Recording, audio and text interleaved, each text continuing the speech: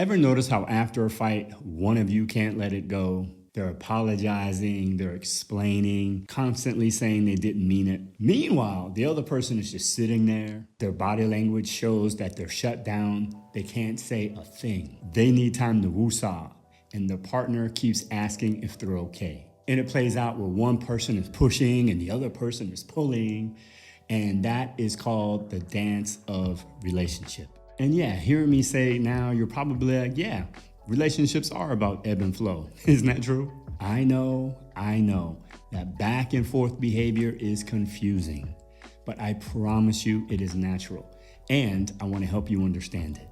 That's why in today's conversation, we're going to unpack why one person shuts down, what does it actually mean, and how to best handle it. And in a future video, I'm going to share with you why that one person has just got to fix it right now, what that's actually all about. But today, we're going to focus on the person that just needs a little space. In this video, you are going to learn why the body won't let you talk after a fight, because it's trying to protect you. How long our bodies actually need to calm down before we can move towards repair, and what to do during that break so that when it's time to talk, you're prepared. And stick around to the end because I'm going to share a bonus tip that's actually going to help you calm down faster. At the time of this recording, I'm 56 years old, and you probably have heard the same thing I did growing up, and that is, don't go to bed angry. No, talk it out now. Fix it fast, likely driven from an attachment style, but I digress. And listen, I get it. I know why they've said that, right? Because nobody wants something bad to happen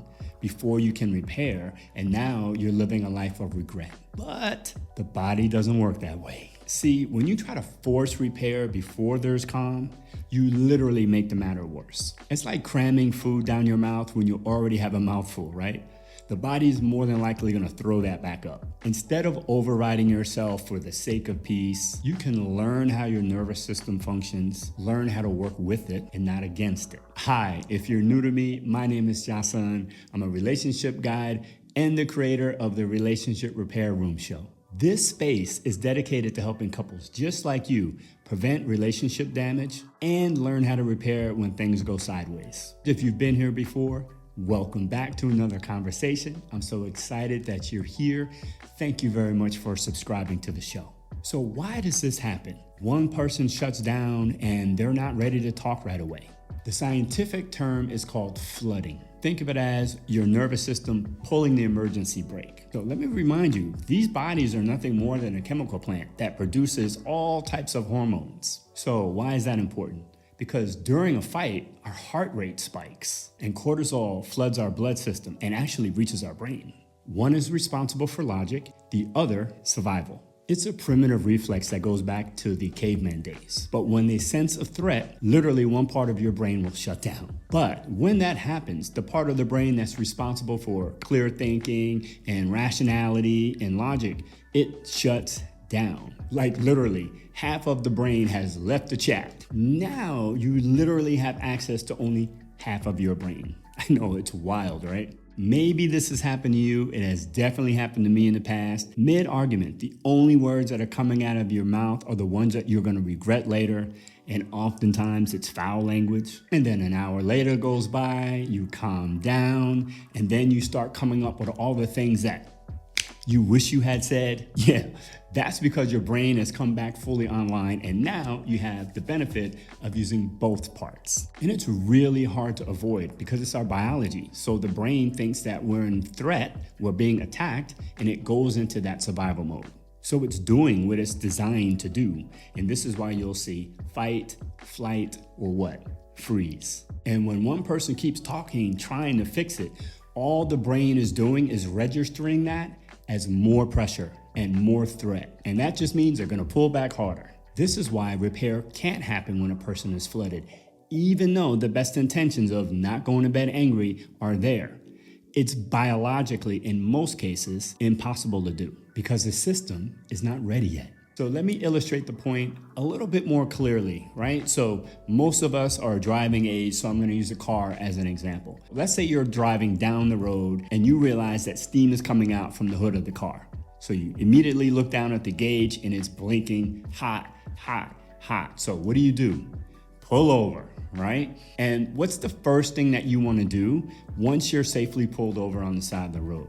Right, get out of the car, pop the hood. But the one thing you know not to do is what? Open that radiator at that time. Why? Because the car is too hot. It's a very dangerous situation and you can get hurt. So the first thing you have to do is let the car what? Cool down. And then when the car cools down, only then is it safe to open the radiator cap, pour your fluid in, put it back on, and book down the road. So that is just like you and me. When we get flooded, we literally are too hot. We cannot drive. And when you're trying to force the conversation, it's like turning that radiator cap. So the best course of action is what? To take a break. And we are just like that car. We have to cool down before we can take that radiator cap off, or in this case, have a conversation. So no, you're not being dramatic. You're not being unreasonable. It's biology. So when we're flooded, what can we do? How can we work with our nervous system instead of working against it? So let me break down 3 steps that are gonna actually help you cool down faster so that you can enter into repair with your partner. Step number 1 is to recognize that you are actually flooded. And that sounds simple, but the truth is most of us don't catch it until it's too late. When I worked as a master trainer for local government, I ran a month-long customer service class teaching employees how to deal with angry, upset customers. And I taught them this concept that I'm about to share with you. It's called our body's early warning sign. It's kind of like a GPS when you're driving down the interstate. It gives you an advance warning when your turn is about to come up. Your body does the same thing. It's sending you that signal. Flooding is about to happen. Flooding is about to happen. But again, because most of us aren't aware of what our sign is, we miss it. In this training, I'm helping each person in the classroom identify what the early warning signals are. Some people had a pounding heart. Sometimes their chest got tight. Some had racing thoughts. Others, their mind just went blank. Some people reported a spastic colon, believe it or not, sweaty palms, and the classic pitched voice. And that's the body saying, hey, we're not okay. We need a break. We need a break. So those employees couldn't just leave the job. So I had to train those employees how to become more resilient and work with their nervous system, which brings me to step 2. Call for a timeout. Minimum 20-minute timeout. And that's backed by research, right? The science shows that we need a minimum of 20 minutes, preferably longer, for our heart rate to go down and our nervous system to reset itself.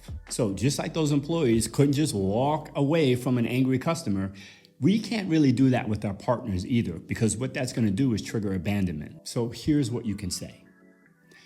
I need to take a break. I'm feeling flooded right now and I can't think clearly. I'm coming back in 30 minutes and we can resume this conversation. That's it. You're not avoiding, you're not dismissing them. You just need some time to be able to show back up better when it's time to talk again. And when you use that phrase, the person that's waiting for you doesn't feel like they're being rejected or that you're running from the situation. And if you happen to be the person that wants to talk and your partner's not ready, trust me, the partner is doing the most responsible thing. They're trying not to cause more damage in the relationship. That's actually protecting the relationship. So let them have their time. You probably need it too. And the final part, step 3, use the break to actually calm down. And here's what most people get wrong. If they ask for the timeout, bravo. Then they spend their entire time on that break replaying, rehashing the fight out in their head. It's like they're building their case for round 2. Don't do that. All that's doing is keeping your nervous system active. That's the opposite of what we want. So instead of recovering, you're just marinating in it. That means we have to do something that's literally gonna bring us back to calm. Go for a walk, move the body, right? Listen to some of your favorite music, pet the dog, watch something funny on social media. I don't care. Anything that's going to take your attention away from the fight. All right, so let's recap what we've covered today. Step 1, you want to recognize when you're flooded, catch that early warning sign. Step 2, take at least a 20-minute break, and you may need a little longer. Just be sure to tell your partner that you're coming back. And step 3, take time to actually calm down, not rehearse the fight. By using these steps, you're going to actually be able to take care of yourself. And if it's your partner that's asking for the break, now you know how to better support them. And the best part is, if you incorporate these steps and start to take breaks when they're necessary, your fights won't feel so heavy. And you're gonna be able to come back and work things out in a more productive way with your partner. And who doesn't want that?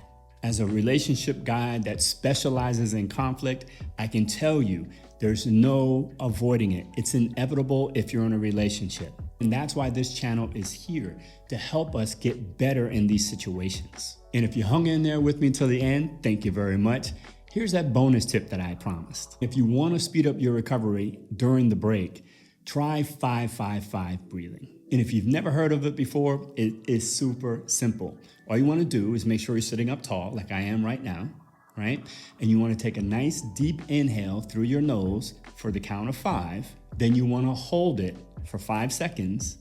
And then you want to open your mouth and you want to exhale that for 5 seconds. And you can do that up to about 2 minutes. So it looks like this.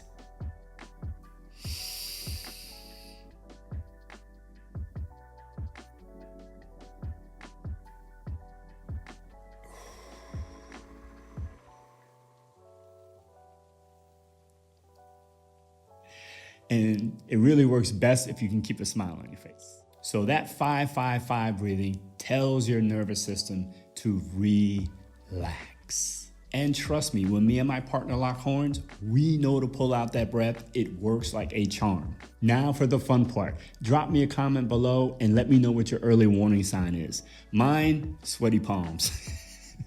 Remember, what you don't repair, you repeat. And learning how to calm down is a very powerful repair tool. In the next video, we're going to be covering what to do when you both calm down and how you can process the fight so it doesn't happen again. Check that out here, and I'll see you there.